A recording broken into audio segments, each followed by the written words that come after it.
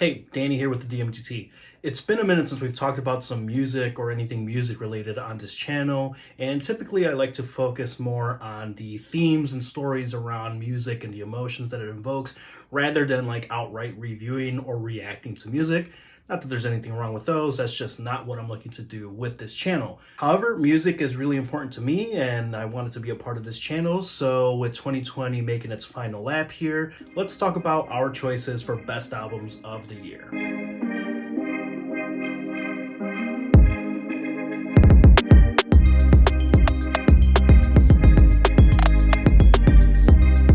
You know, the tricky part about music is that it's very subjective, and while sure you can dissect the musicality or lyricism or creativity that an artist brings, and that's certainly an aspect that we look into, it's still up to each individual's personal preferences, but I think we could still make a case for a lot of these albums that we're listing out here. What you'll notice different from this video and the upcoming Best Games of 2020 video is that this isn't going to be a numbered ranked list.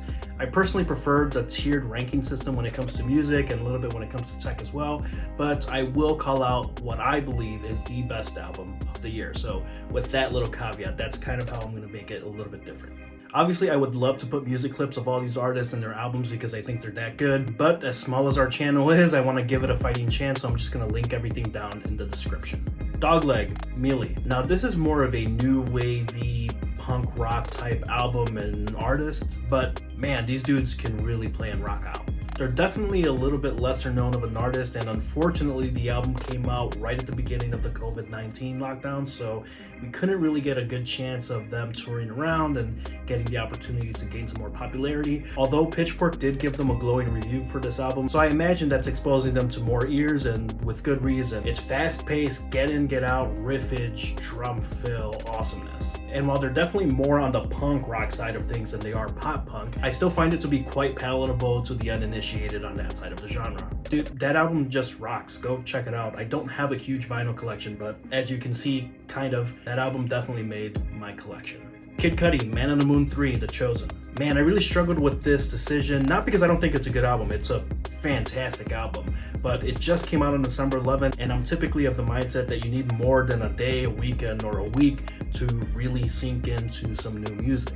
However, after multiple listens through this entire album front to back, this absolutely deserves to be on this list. And honestly, maybe if it came out 1 month earlier to give it more time to sink in, this probably would have been my choice for best album of the year. Still, something clicked here because the production, the lyrical cadence, the rhyming sequences, everything just came together to bring us this fantastic combination of original Man on the Moon, Kid Cudi, and taking the elements of how hip hop and rap has evolved over the last 10 years and really make this beautiful child of an album. It bangs, just straight up. My favorite track off that album is Tequila Shots, but it's so good. Definitely listen to this one.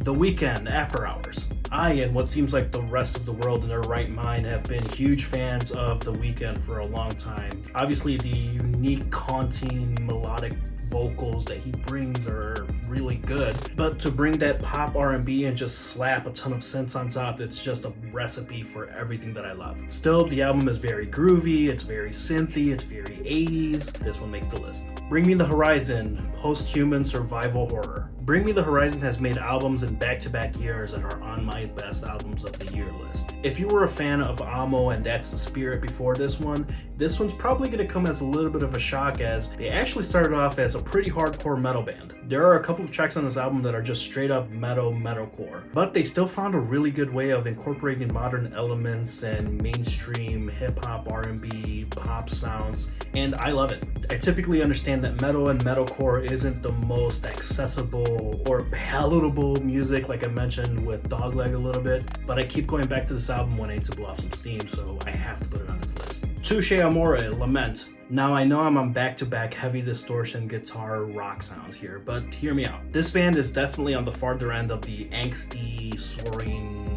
really aggressive spectrum here. I found this album to be a little bit of a bittersweet coming to terms with changes and dealing with grief and hope and a little bit of a light at the end of the tunnel, especially if you're familiar with the previous work. But that maturity provides them with a little bit more of a structure to their sound, yet keeping a very realistic and sometimes somber tone to a lot of its message.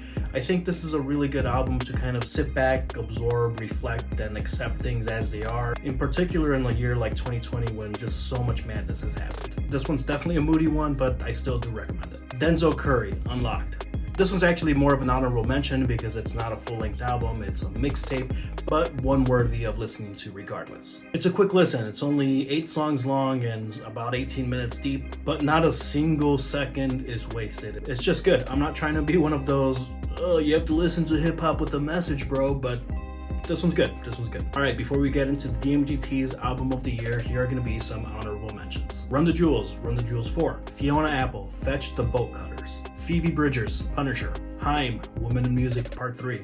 Bad Bunny, YHLQMDLG. Jason Isbell, Reunions. There's a ton of deserving music that didn't make this list, and that's not to say that I didn't enjoy any of those. I'd love to have the conversation and understand why you think your favorite album is the best album of the year.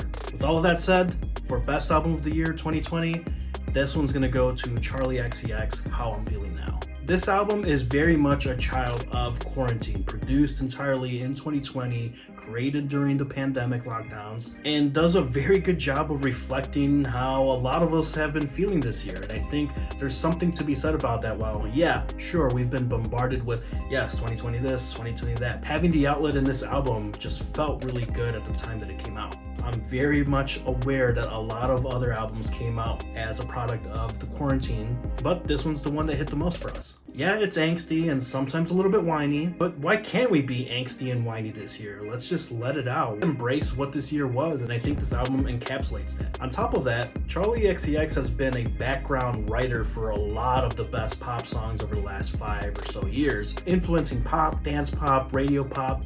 There's a lot of talent here that's being combined with some new and maybe sometimes confusing to some people sounds, but it works. And we find that Charlie XCX is typically leading the charge in a lot of these things and a lot of these sounds that develop over time. So that's it. She deserves Album of the Year, so that's who gets Album of the Year. Like I said, let's keep the conversation going. If you have different choices, let me know in the comments down below. Make sure you're subscribed. We have a few more videos through the end of the year to check out, in particular Best Games of the Year and Best Tech of the Year. Thanks again for watching, and I'll catch you next time.